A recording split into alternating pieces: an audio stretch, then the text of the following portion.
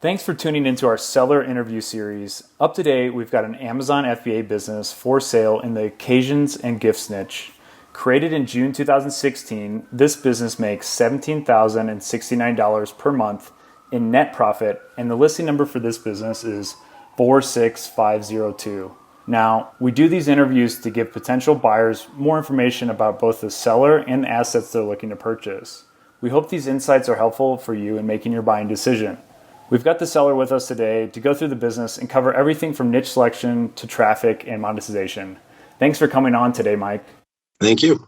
So I'm just going to give a quick summary. Like I mentioned, this business was built in June 2016, has a monthly revenue of $40,240 per month, expenses of $23,171 per month, a net profit of $17,069.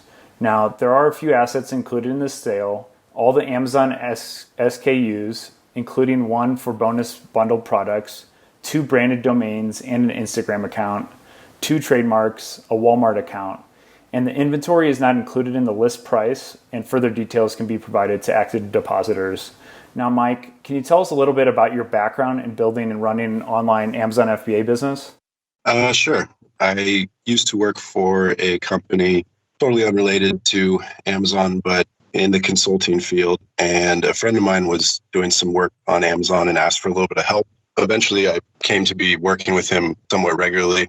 And one thing led to another, and I ended up starting my own FBA business. And at a certain point, the income from that business overtook my regular job. So I quit, and I've been doing this full time for a little over 3 years now. Oh, wow. And so how did you get the idea for all the different products? Was it something that, you had picked up at the time, or did you kind of just expand on that? It was sort of something I stumbled into.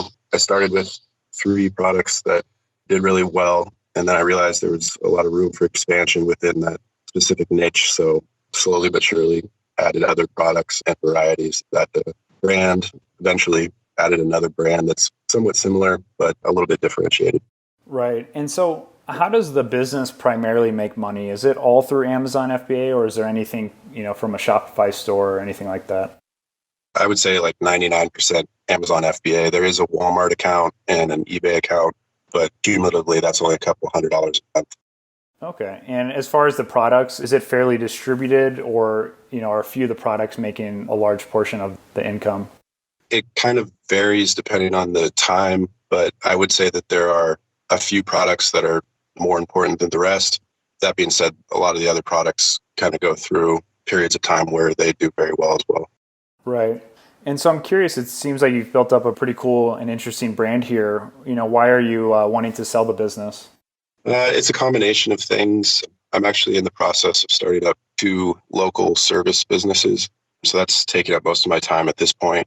I also recently got an offer from the company I used to work for, come back on as a consultant. And the offer is a little bit too hard to turn down. So I'm trying to fit that in as well.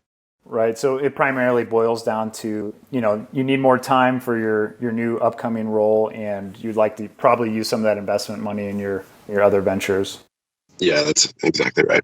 That's great. And as far as things in this particular business, was there anything that worked really well while you were building it? I think that most importantly was trying to focus on some creative design changes to existing products rather than doing exact copycat type things when launching new products. Some of them we really tried to make unique in some way, and I think that's gone really well for us. Yeah, could you elaborate a little bit further on that? Did you, just kind of use some type of split testing tools for the pages, or what did you kind of do to make those changes? Do you want to start over on that question or something? No, I mean, I think your answer is great. It's just wanting to get some more information on kind of how you made those changes to the products. Right. So I didn't do any specific split testing or anything like that, but a lot of it kind of went with trying to figure out the niche and figure out what people were looking for and trying to design the products around that. Some of the products are very design based in that somebody might want that specific product, but there might be, 5 or 6 different designs that they can consider. And the one that, they like most is what they're going to go with. So trying to find designs that worked well.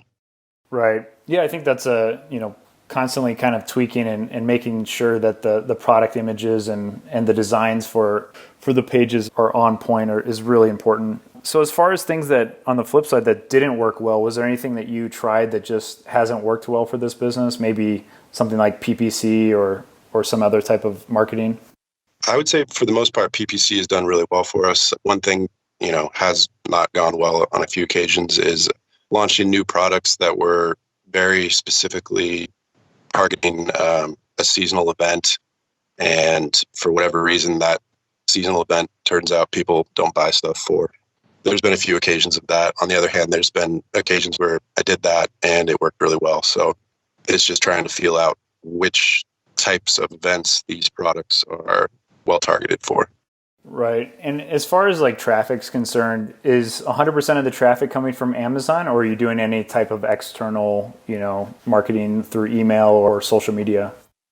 It's 100% through Amazon.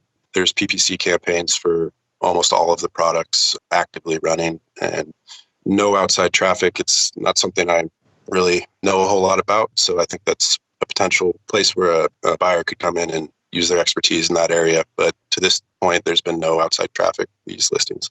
Yeah, it definitely seems like that could be a good potential for a new buyer to do some type of external marketing plan through email, social media, or even through other forms of advertisement. So as far as the logistics of your business, could you kind of describe the process of getting inventory to Amazon and how it works in your current structure? Sure. And that's something that's kind of changing right now. For the last couple of years, I was having products shipped to me, and I was doing some prep work in terms of packaging and labeling and then sending it off to Amazon. And that's where most of the time was being spent on the business. But recently, I've been working with my suppliers to offload that process. So moving forward, the suppliers will be doing that prep work. There's still one supplier I'm working with to try and get that figured out. But for the others, it's done, and there's been test orders with the new process. So with that in mind, for any potential buyer, be as easy as placing the order and having it either sent directly to Amazon, or if they want to have it sent to them to check it or whatever. But there won't be as much prep work as I was previously doing. Yeah, that's great to see that time limit is going to get, a little bit less heavy on the potential buyer.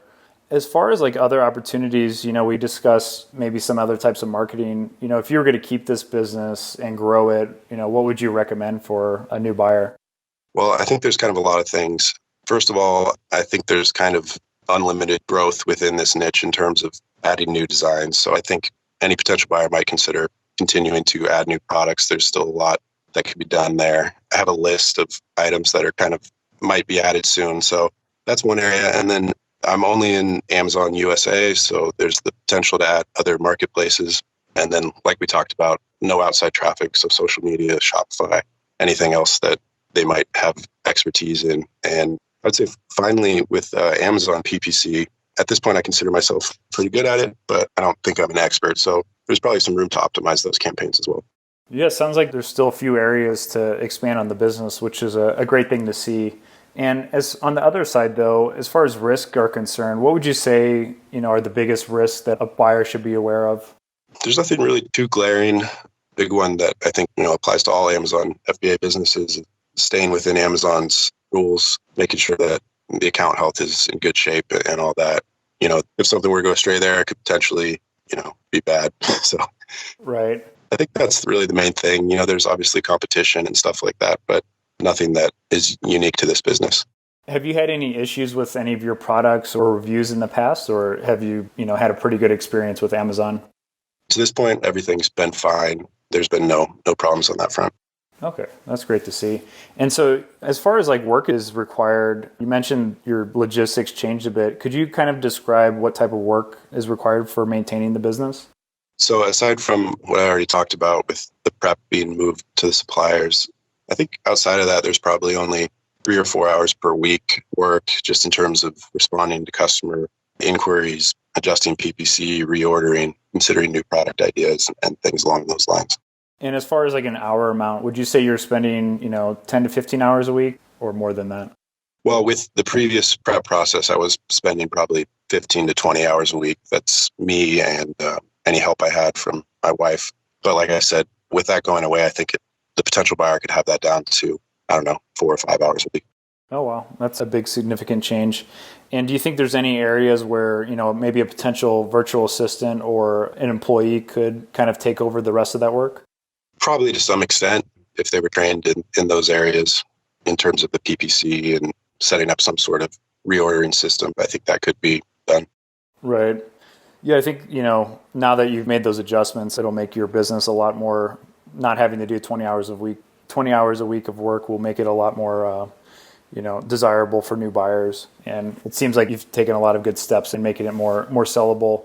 And as far as, like business skill sets, is there anything else that you think a new buyer should have before purchasing this business? I don't think there's any specific skill necessarily. Some familiarity with Amazon and FBA and PPC would be helpful. And then any knowledge about driving outside traffic if they want a direction. But even without any of that knowledge, is something that somebody could come in and pretty much let it run and it would continue to do well. Yeah, that's great to see. As far as support goes, are you willing to offer support to the potential buyer?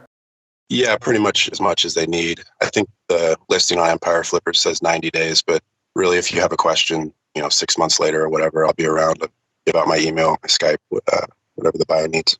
Okay, great. And as far as a non-compete is concerned, is that something you're interested in signing where you wouldn't compete in the same, sort of niche? Yeah, definitely. I may still be selling on Amazon in some capacity, but definitely willing to stay away from the specific niche. Okay.